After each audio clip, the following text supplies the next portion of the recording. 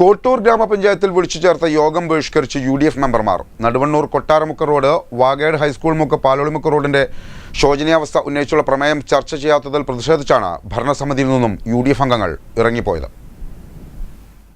കോട്ടൂർ ഗ്രാമപഞ്ചായത്തിൽ PMGSY ഏറ്റെടുത്ത് ടെൻഡറായ Naduvannur കൊട്ടാരമുക്ക് road, Vagayad high school മുക്ക്, പാലോളിമുക്ക് റോഡിന്റെ പ്രവൃത്തി 1 വർഷം കഴിഞ്ഞിട്ടും തീർപ്പാക്കാത്തതിനെതിരെ UDF മെമ്പർമാർ പ്രമേയം സമർപ്പിച്ചിരുന്നു.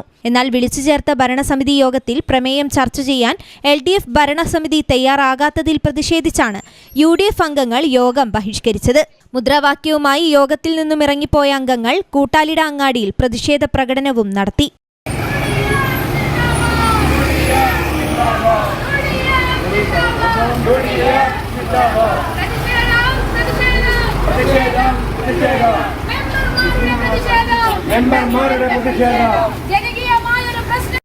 E. അരവിന്ദാക്ഷൻ, KP മനോഹരൻ, Krishnan മണിലായി, Bushra മുച്ചൂട്ടിൽ, KK Shamna, TP Usha, Geetha K ഉണ്ണി, K അതുല്യ എന്നിവർ നേതൃത്വം നൽകി.